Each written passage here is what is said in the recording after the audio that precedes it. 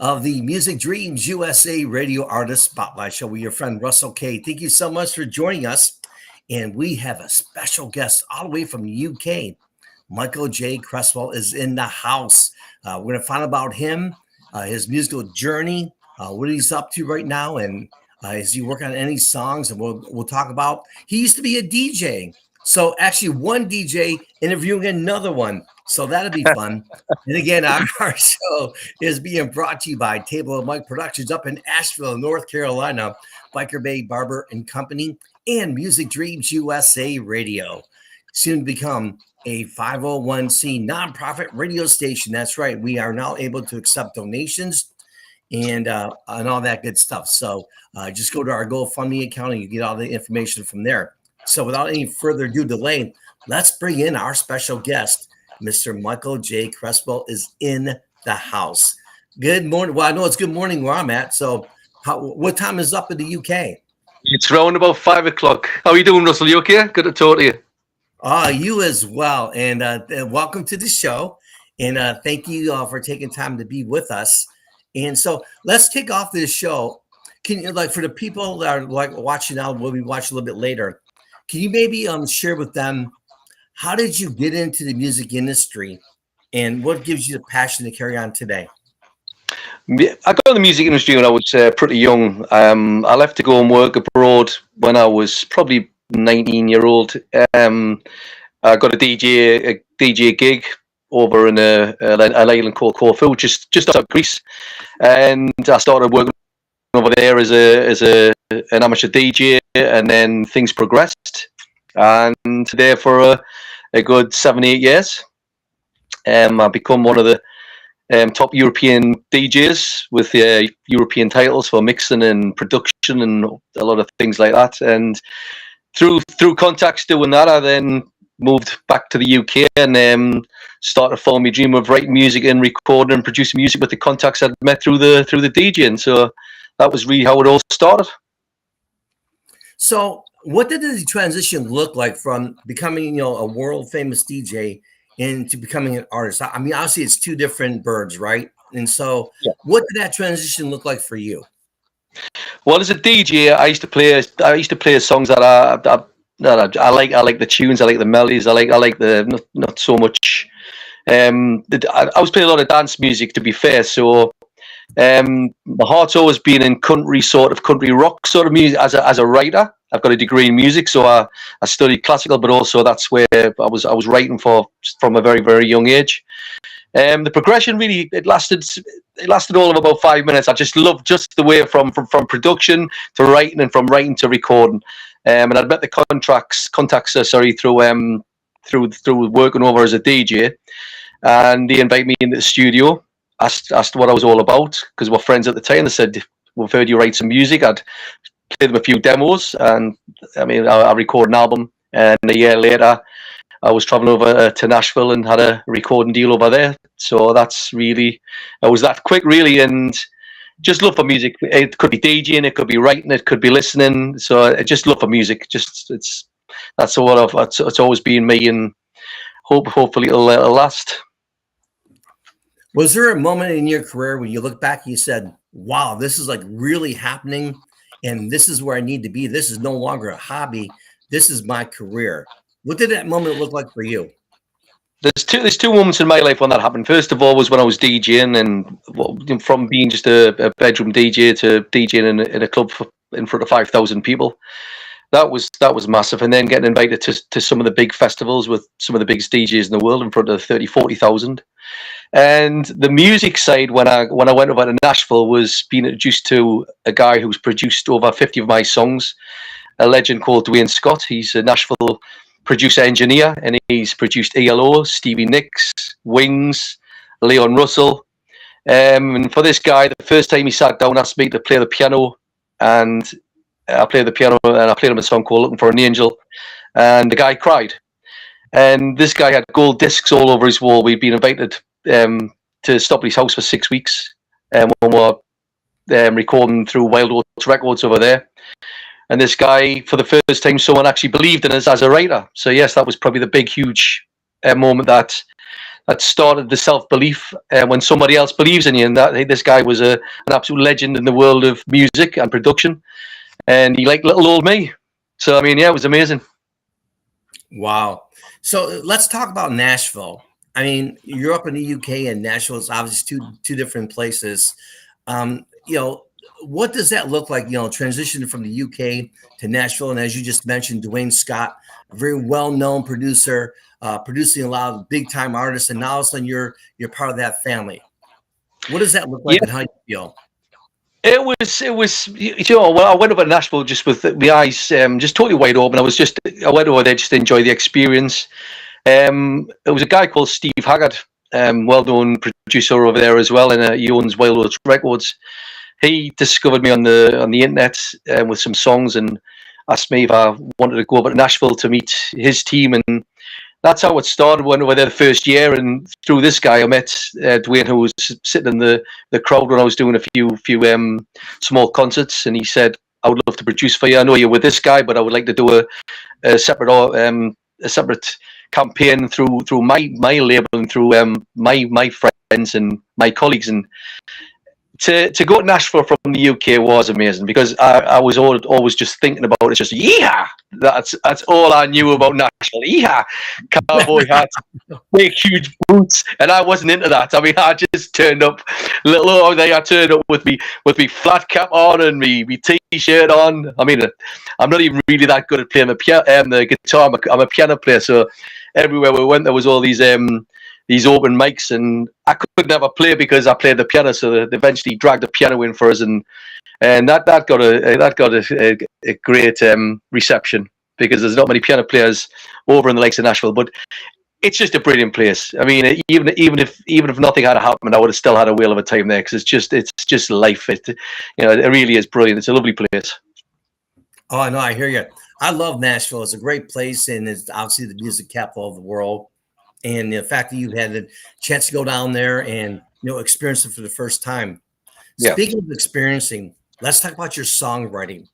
What does your songwriting look like? I mean, up in Nashville, well, you've been there, so you'll know that when people put together songs, they have like this computer with all the words. They kind of like take the words and they match it to the lyrics or the melody of the song. What does your songwriting look like? My songwriting looks like I get a little inspiration from the could be anything. It would be a tune. I always carry my phone with a little dictaphone.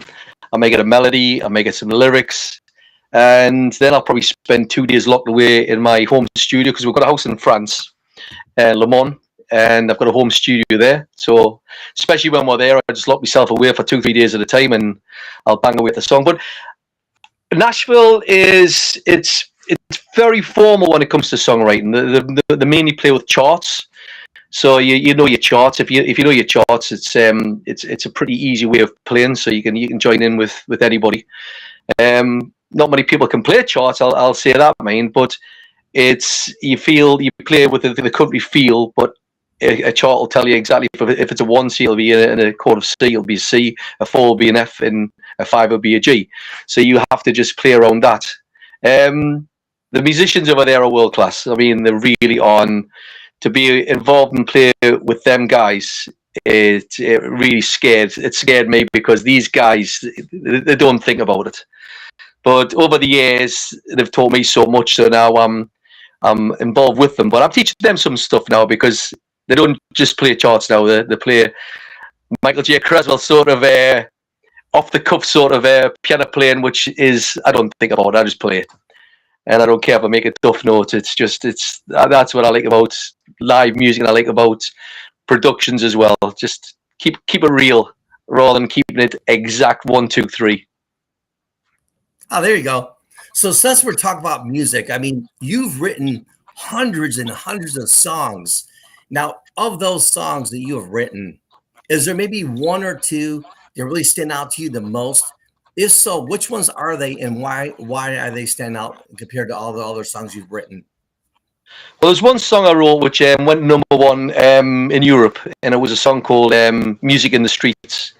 And I met a guy called John Hendrick, who works with Ronnie Mislap over in the States and around Nashville.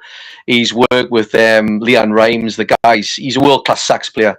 And me and John become excellent friends. And when I came back to the UK, we carried on writing just across the internet. And we wrote a song called Music in the Streets, and that went around the world. It was a real classic moment in my life, which opened doors for a lot more opportunities. But it's another song that probably closest to my heart is a song called Looking for an Angel, which was a song I wrote about a friend's son who got tragically killed in a school freak fight. So that again is a real close song. We've had a few productions of that one, and it's a sort of song when you play it to people that want to know the story behind it. So that's probably one of the closest songs to me. But Music in the Streets is a great song, and a lot of people involved. John was involved, Dwayne was involved. My manager at the time, Greg Lurick, who was the manager of Bruce Springsteen, Aerosmith. He managed me for nearly 2 years. He loved the song, so we recorded over there in Hollywood. I can say Hollywood, but yes, it was just there's the two songs. I'm waffling. Well, you know what? I got a surprise for you. We got Liam Golder in the house. Well, he was just there in a minute, so he'll come back. But he's actually going to be joining our interview. He'll be joining us here in just a moment.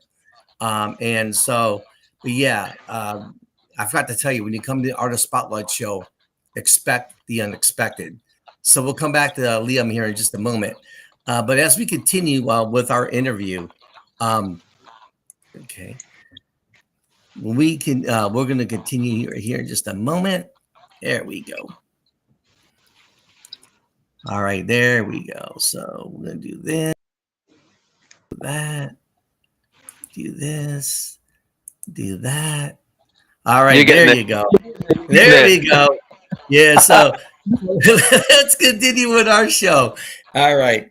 And so with that being said, I mean, you talk about Nashville, work with Nashville artists and all that. What is one lesson that you've learned from your experience in Nashville? I would say not take yourself too seriously. I think you've just got to love music. You've got to love music. Simple as that. It's one of these things. If you take yourself too seriously, it just doesn't work. And look who just joined the show. Liam Golder's in the house. What's up, Liam? How you doing? How are you? Good. Yeah. Hey, do you know this guy we're interviewing right now? Do you know this guy right here? Yeah, I'm like an international traveller. I'm everywhere. I'm in UK, America, I'm everywhere. So yeah. Well, yeah, good to see you guys. Absolutely. Yeah. Well, Liam, I was just telling our special guest about how you enjoy Music Dream USA Radio. So why don't you ask our special guest a few questions? Go ahead. Yeah, we'll put you over to you and ask our special guest a few questions. Yeah, Michael. So, what's been your inspiration for your music? Inspiration. I'm from a predominant Irish family, so when we're very young, everything was just music. I had two parts of family who were in the mental faculty dance for the bands. So it's always been music. Everything that we had as a family was all revolved around music. As a kid, I was in the school choirs, I was in the school performances, I was in bands. So really, I would say from my family, the inspiration came really. Excellent. Yeah, that's great. That's great. We all got our backgrounds and where we've come from and what we're influenced by. So that was a lot behind Son Heroes when I started the company years ago. It was to do with being like our heroes, trying to be heroes in music, but trying to be like our heroes. And that's what started that off all them years ago. Of course, working with a lot of celebrities and writing for them since, and lots of friends. And yeah, it's amazing.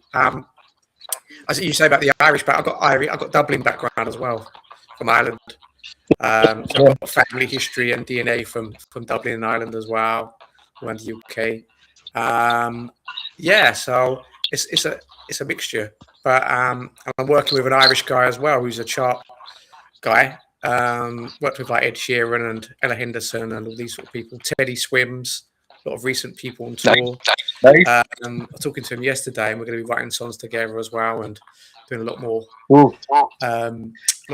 like promotion for his records and what we're going to collaborate on. So that's going to be great. You know, there's lots going. It's constantly great things happening. Every day there's amazing things happening, whether it's with Hot Chocolate or Holmes Hamnets or whether it's Lincoln Park or whoever it is. But you've got to keep moving. You've got to keep moving. Yeah. Yeah, it's great. You know, I say writing for different people, different celebrities, and promoting different celebrity acts as well. It's phenomenal. You know, obviously great people like yourself as well, and Russell, and working with great people. That's what it's all about, you know. And obviously, It is, yeah. It's building the music and that, you know, all the time. Yeah. Yeah, it's true. I mean, people have bet it's changed the way I write as well. It's you know, like you write to different artists, you get in with different sort of people like that. But yeah, there is a big, huge change when you write with different people, small people or big, large, successful people. I've been writing with the Glenn Campbell family over the last few years, and you know, it's like to meet people who've got such a massive, huge experience and history in music. You just hope that you're not going to mess up. That's just the way I look at it. So I got a question on that. I mean, that's a great point, because you must be looking at my cheat sheet. So with all that songwriting and all the people, all the amazing people you're teaming up with right now, as looks into your songwriting, what's the best advice you ever got? Is there one person specifically that really stands out to you, that's really meant a lot to you? I would say my probably biggest inspiration was working with Dwayne Scott. The guy was so humble, and I was invited to his office in his home, and in Green Hills, Nashville, and it was just full of gold discs, and not just gold discs, platinum discs, selling like 14 million copies for ALO. And this guy was humble. This guy was. He used to talking about when I used to talk to him on the phone from the UK. He would say, "I've just been on the phone to Bob," and this is no word of a lie. And I'd say, "Bob, I don't know Bob." To him, he says, "Bob Dylan," and they go back for years. And I just sit there. I used to just scratch my head and go, "Is this guy said that?" As you just said, I was just talking to Bob, and he used to do the same with Roy Orbison. We went back all them years with him, and again with Leon Russell. He worked for Leon Russell, Sound City for 10 years. But he's very, very humble man, and he always said that doesn't matter where you are, be humble, be humble, be great. He said, but be humble. And he gave me some good advice, and I always stuck with that. And he's always said, always be able to take a compliment as well, because I never used to be able to take compliments. So he'd say, take a compliment. That's why people give it. So yeah, that was probably one of my biggest inspirations is Dwayne, really. Wow, that's awesome. Well, Liam will come back here in just a moment. He'll be back on the show. But in the meantime, let's talk about your illustrious career. I mean, as I mentioned, and here he comes. Right? What I tell you, I told you, Liam would be Liam, just like that. Where's he been? I thought we said something. Did you leave the show, Liam? I'm like, what did we say wrong? I think he's been the bar. Yeah, no, we just cut off. That was it at the end. But that was what happened at the end. But yeah. Right. So did you want to continue asking our special guest some questions? Go ahead. The floor is yours. Yeah, I mean, so Michael, what exciting things are you working on at the moment with your music? An up-and-coming project? Well, at the moment, so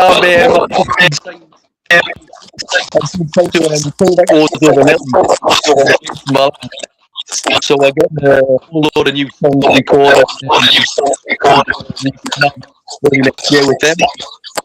I'm with the Glenn Campbell family. Also for Larry Bagby, vocal and film. Also, we're for years, so and a few little things here and there on the go as well. Maybe getting a bit of things here and again. I've been about to do some playing for Campbell's for work for nearly a decade. So yeah, it's all busy. Amazing. So getting back to my question.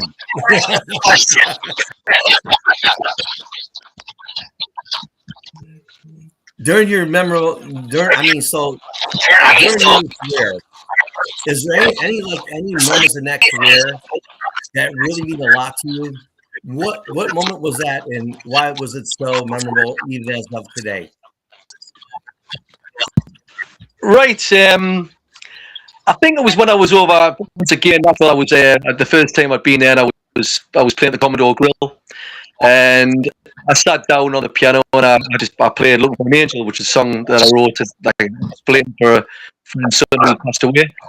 And there was a good group of people from the industry, and good people, people there just listening to the music and stuff. And half the crowd were crying because it's a pretty emotional song, and I think that was when I realised if you're writing music and it's going to touch people like that, it's worked, and that was probably one of the most touching experiences. And I went back home that night, and I thought, you sitting there playing the piano, you've just done that to people. That to me was amazing.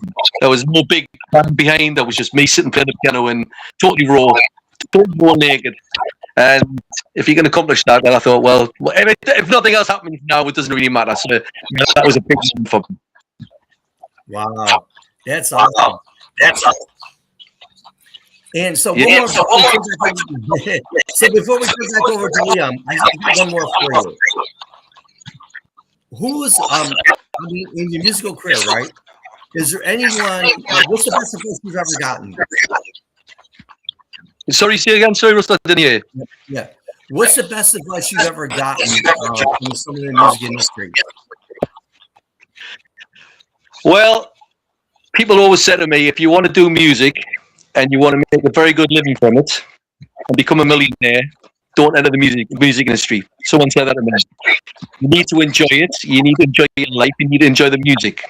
And if something comes of it, then great. But 99.999% of people don't make a living. People do other jobs. That's as simple as that. So that was some good advice. And when things do go great and you do make money, it's a bonus. It's as simple as that. But I think people who go in the industry just to be famous, it normally doesn't happen that way. So just enjoy it. That was the advice I got, and I've always stuck with that advice. Always be happy with music. Oh, there you go. All right, Liam, you're on board. What you got? Well, yeah, that's what you just said there. I get you. I do get you. Like in the beginning, I said to Russell before, but in the beginning, I got told, with music, don't bother or do it as a hobby or whatever it is. Me and Russell the other day. And for a while, right in the beginning, I was the same. Before I started making money from music and from songwriting and from the music business, and it just sort of grew really. It grew in the UK, and when I come to America, it grew even further. And I just got to literally meet, write and promote different celebrities, and I'd meet another celebrity artist through different connections, and it was like a domino effect.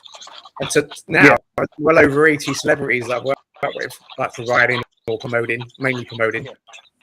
But yeah, and it's you have good days and bad days, but I've actually managed to create a life between UK and America for years because of music, which I it's crazy. I used to work in the law, I used to work in health, schools. I used to run schools, all sorts of things before getting into music, and it's weird. I ended up making more money out of the music, which I never thought would happen. I never thought would happen. I thought to myself, oh yeah, I'm going to end up, and it's tough.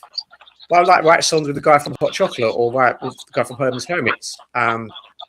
For 15 years, but it depends who you meet. I always just try to meet different celebrity artists and work with them, and as well as the unsigned talent as well. And really, that's what I tried to do, was to work in both avenues. To do the songwriting for different celebrity acts and sing with some of them and promote them as well, and the unsigned gifted musicians and singers. And that's the way I've done it. Yeah, I've been on both sides of the business, and but I say you have good days and bad days. It's not always constant sunshine and rainbows. but then you have your great moments, and everyone, you have your sort of up and down moments, but it's crazy. It's crazy. I say, good things are happening. There are good things happening. I mean, you know, it all takes time. You know, I say, like yesterday, talking to a top songwriter from Ireland I'm working with, and I'm still working with a lot of other famous people and celebrity people, and it's really nice and it's great. And I say, and all, much as that, the unsigned talent is as important. The people that are up and coming, the new talented people, because it's great. But yeah, just keep networking and meeting people and getting stuff out there. Really, it's all like literally, it's just meeting people and trying to find different avenues, you know, and it's not always easy, but the more people obviously you can get behind you and different people you can write for, produce for, and all that sort of thing, and great, especially the big names as well. They help you. It's like, you know, Hot Chocolate drummer's my drummer as well, so it's like that. Then we all work together in different ways. You know, I represent him, he helps me with recordings, songwriting, and it's like it's a mixture. So really, just different avenues with it all, and try to, you know, just keep the angles going.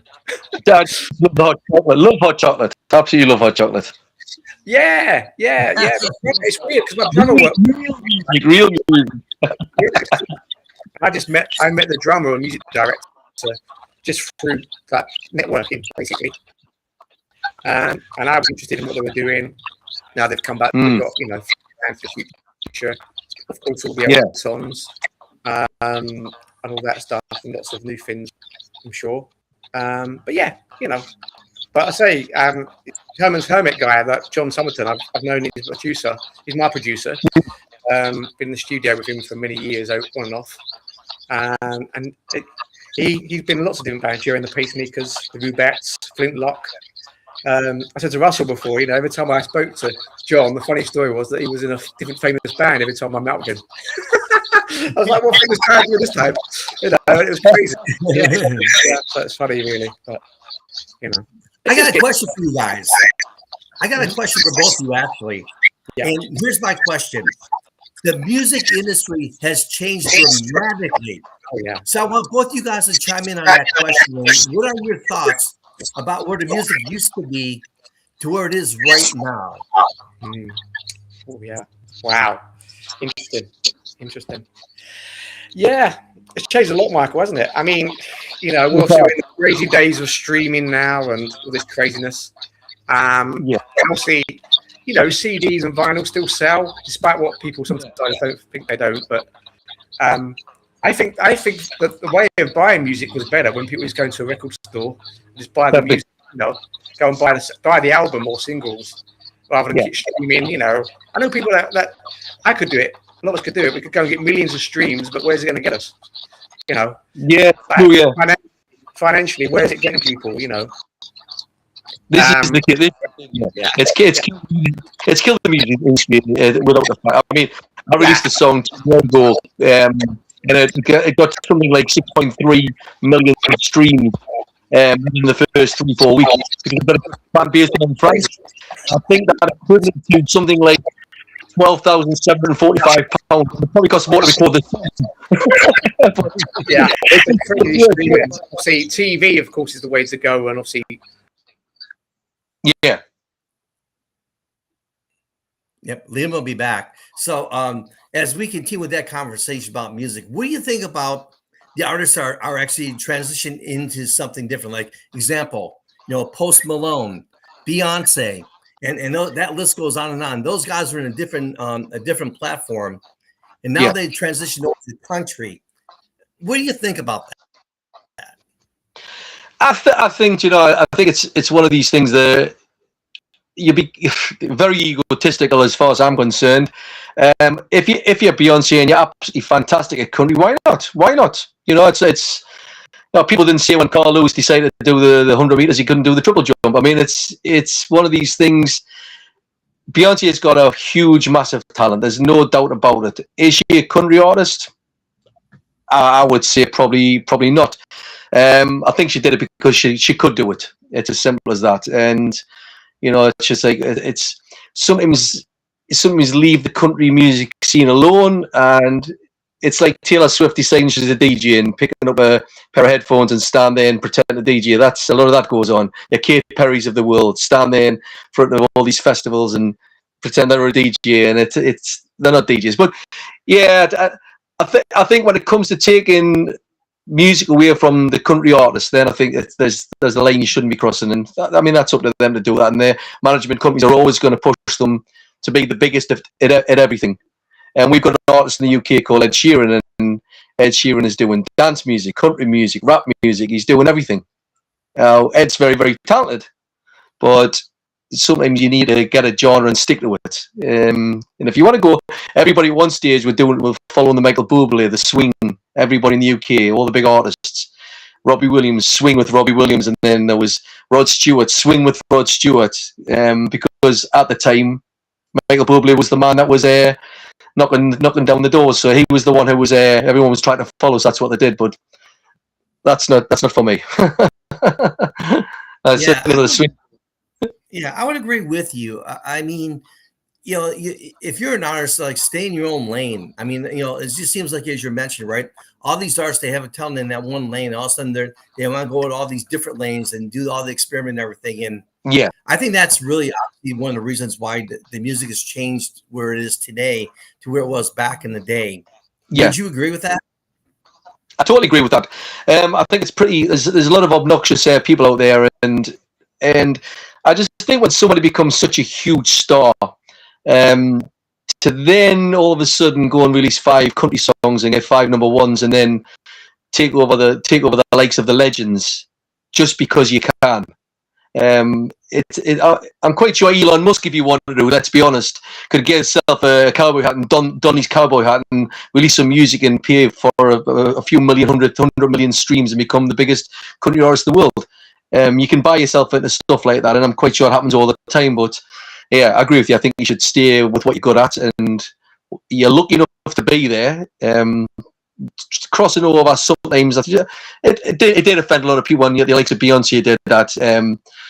The production of some of her songs were absolutely phenomenal. You know, she had some of the biggest people, and she had people like Luke Combs coming on and singing with her and different things like that. But who wouldn't duet with Beyonce? That's the thing.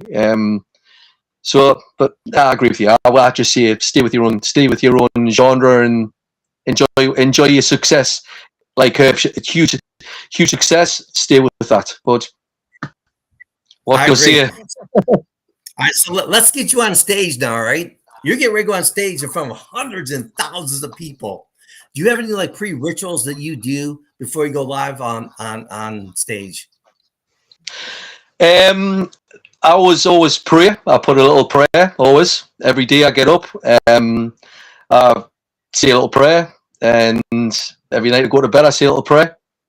I'm not a hugely religious person, but my mum was Catholic, and I went to church when I was told to go to church.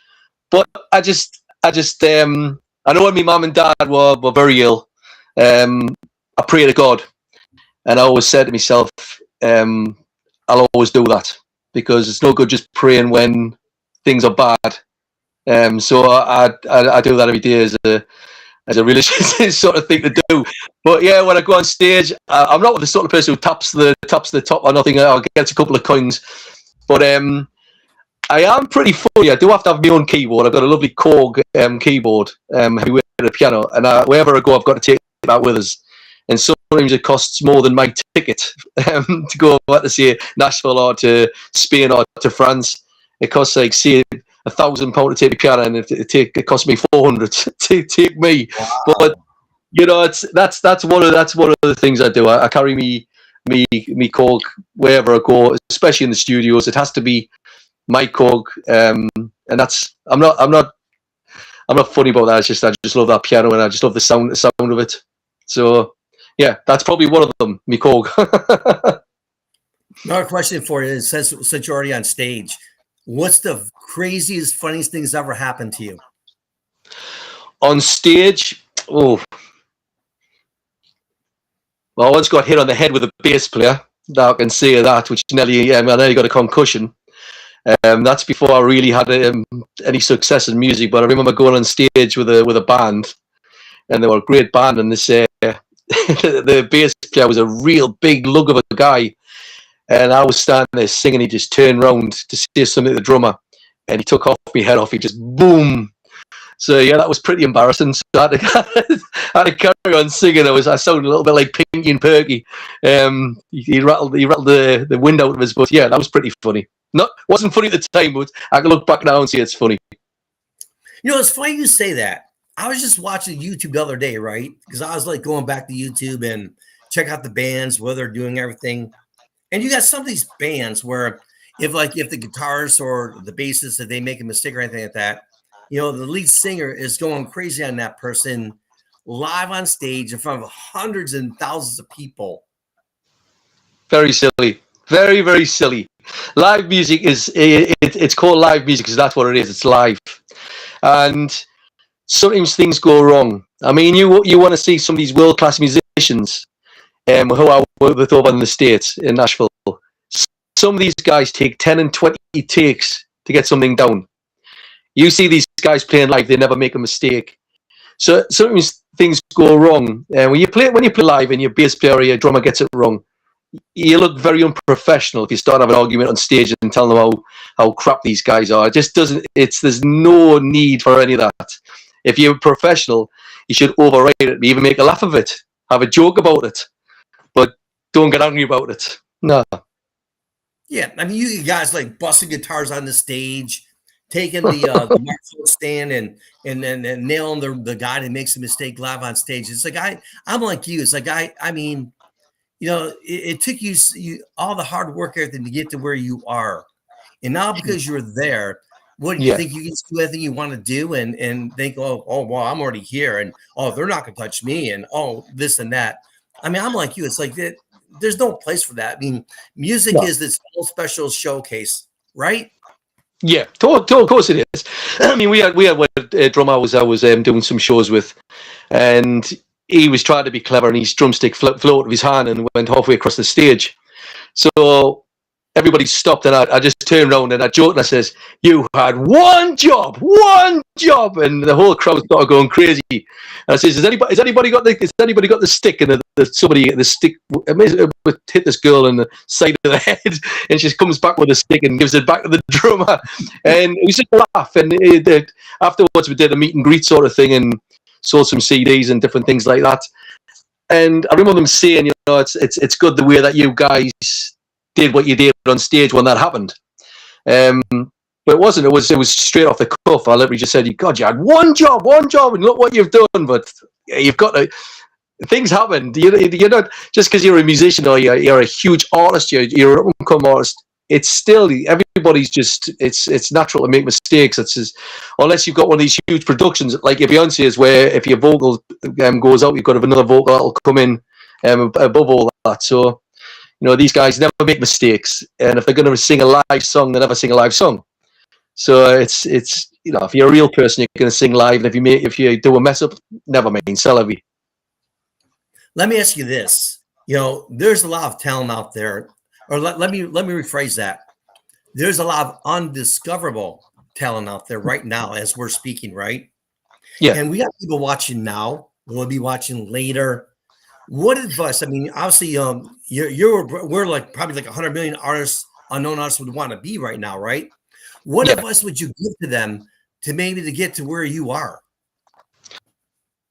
I just think it's such a difficult industry. I've had a lot of luck. I met one person who then introduced me to another person, and I do my best. I've got a lot of local friends, a lot of local singers around here, and I try my best.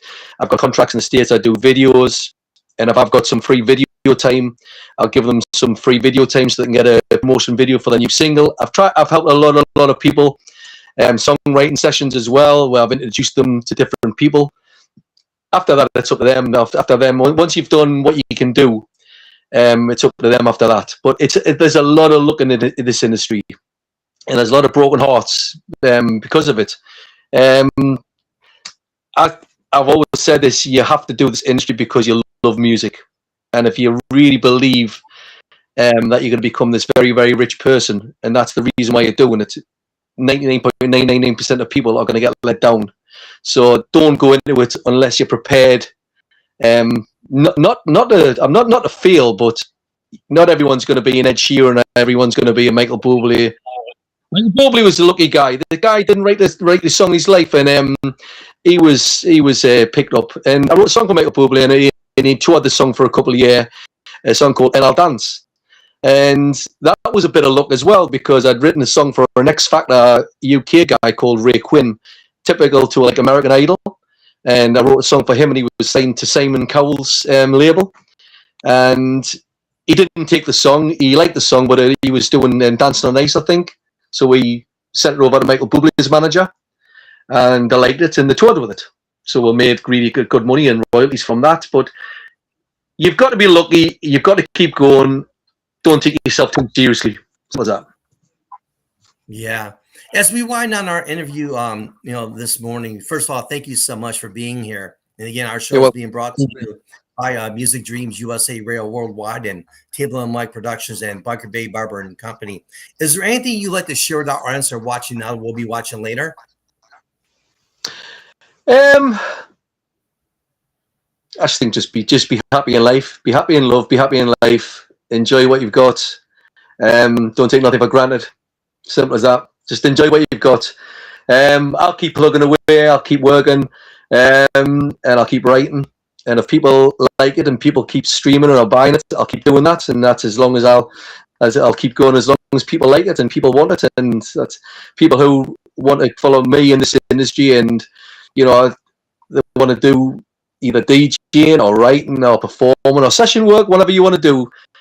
You've got to enjoy it. So enjoy what you do. Enjoy every moment. And that's about it. That's my advice in music and my advice in life as well. Awesome. How can our listeners watching now that we'll be watching later, how can they get in contact with you and how can they download your unbelievable music? Just Google Michael J. Cresswell and it comes flying up on the internet. They can go to Apple, Amazon, and go to Deezer, all the platforms.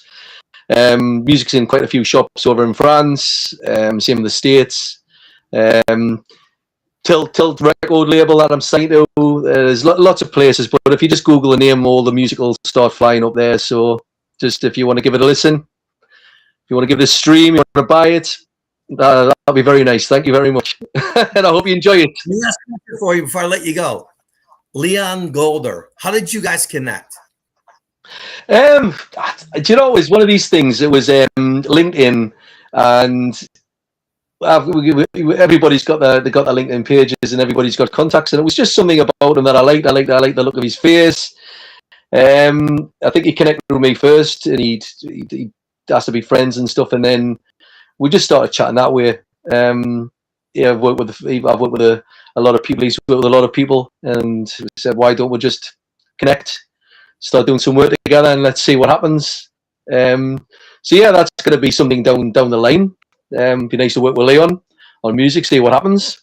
But yeah, he comes across as a very legitimate, nice guy, and I think he's another one who cares about music. He likes the music. He likes to work with people with music, and that's exactly what I like to do as well. That's awesome. Well, who knows? Maybe we can bring you on board to Music Dreams USA Radio too. We got Leon. Yeah. Let's go and get you now. It sounds like a plan. You guys are great. I really enjoyed it. Yeah, we're definitely growing, and it's definitely been a blessing. And one thing I liked about the interview, where you said there's a lot of ups and downs. Well, even on the radio side, even on the broadcasting side, we've had a lot of ups and downs too. When you think that door's gonna be open, and they say it's gonna be open, and next you know that door closes, and there's just like there's been times like it's like, are we doing the right thing? Maybe just shut this thing down and do something else. So, I know what you're going through because we go through the same things, right? But it's the love and passion. And one thing I love about the interview you said, it's the love and passion. You have to have the love and passion of what you're doing. If you don't have the love and passion of what you're doing, you shouldn't even be here in the first place. And I appreciate you sharing that with me. But again, my friend, thank you so much for your time, and we'll definitely have it on the air again for part 2 of the show. But you take care of yourself, and thank you for music, man. Thanks for making it so special, and you're just amazing artists, just like yourself. Well, Russell, thank you for the opportunity and the interview, and I've really enjoyed it. Thank you very much, and you have a great weekend. Well, thank you so much. It was a fun, it was a blast, and we had Liam on the show, unexpected, and I didn't. That, and in all honesty, right, that was not even planned. I mean, we're doing the interview. All of a sudden, I'm looking at my side screen. That helps us with all kinds of stuff. Right, I'm looking at my side screen, I'm like, where did he come from? But it was great though. He pops up. I'm sure he's got a little bar right beside him. He just keeps popping for a quick half. I think. Yeah. Yeah, I think I need one now too. Well, why not? Why, it's a weekend. Hey, who knows? Hopefully, we can run up to you up in Nashville. That would be cool.